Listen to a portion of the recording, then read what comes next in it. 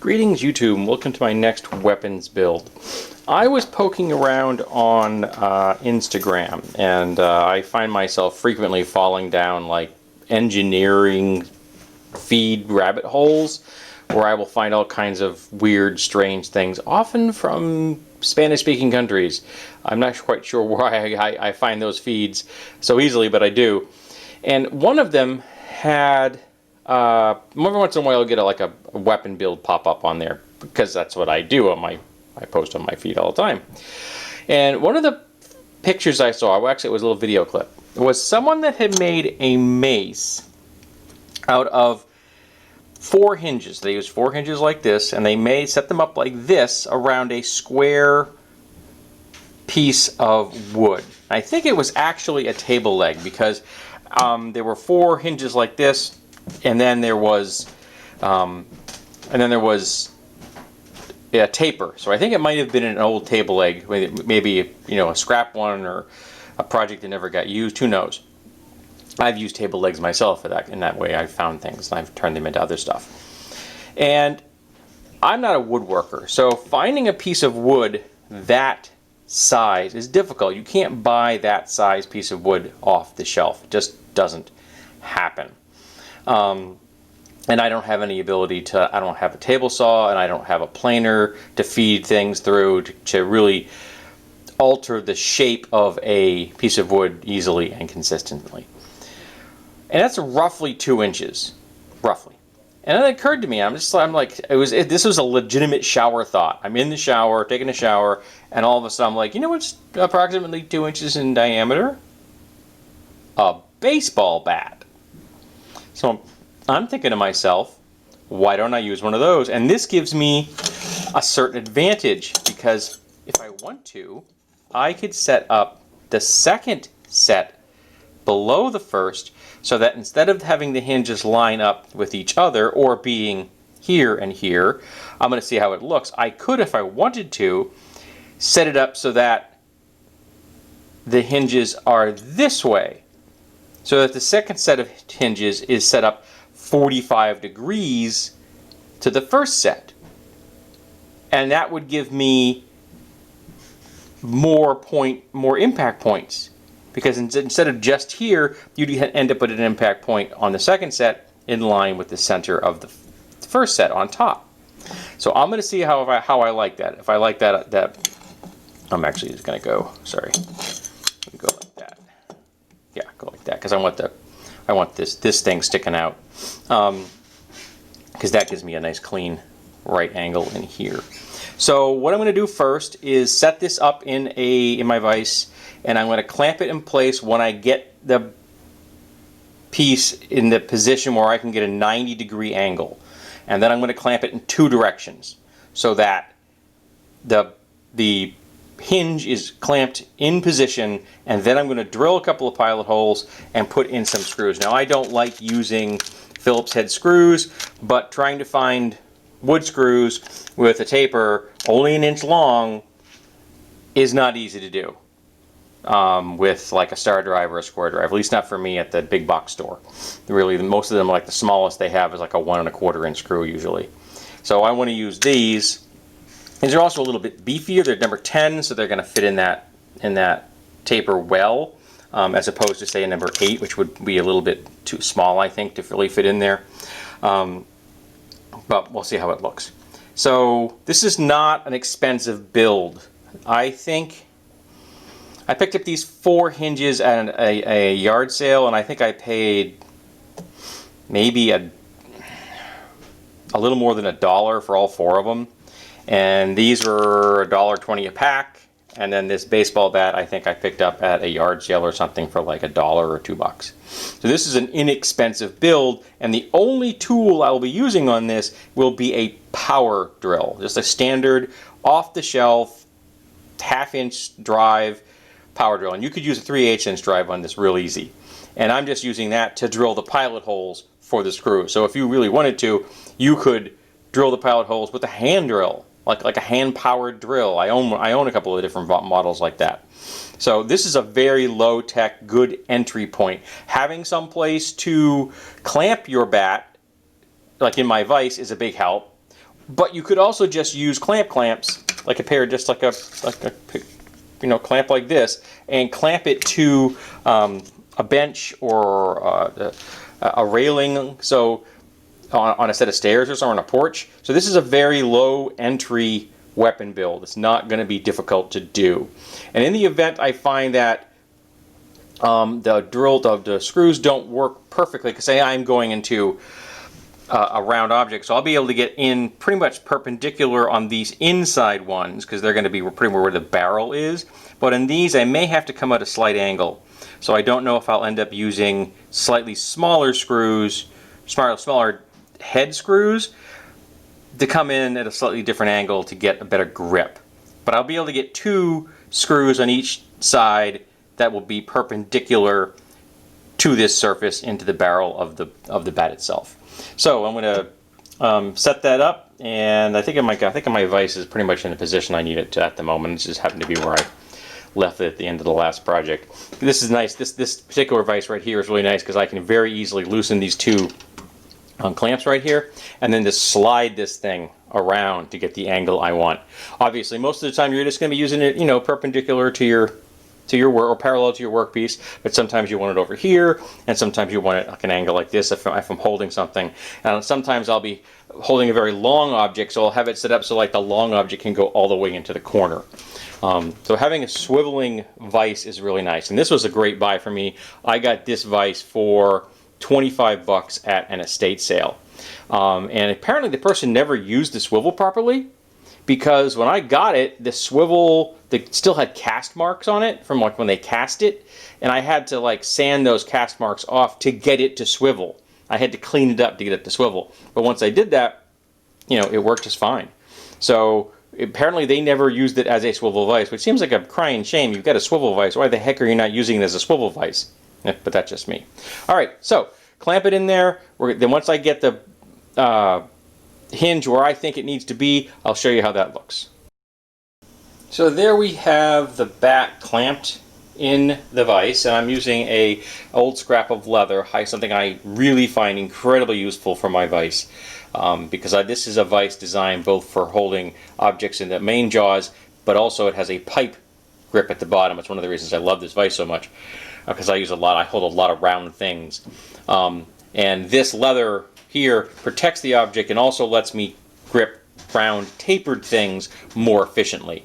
So this very much keeps the bat from being chewed completely up by the vise. Admittedly, I am going for a post-apocalyptic aesthetic, but still there are things I don't want hurt, and that scrap of leather served me so well.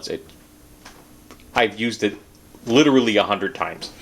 So here we have it all clamped up. I've got a drill bit in my drill, and it's about 1/8 inch, so it should give me a nice pilot hole for that.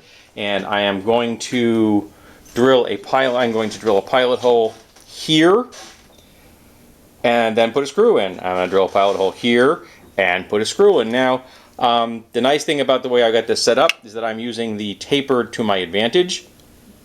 So that's going to give me a slightly different, a nice finished look. Pardon me, I don't know if the screws will go flush with this. I don't care. Again, we're doing a post-apocalyptic vibe.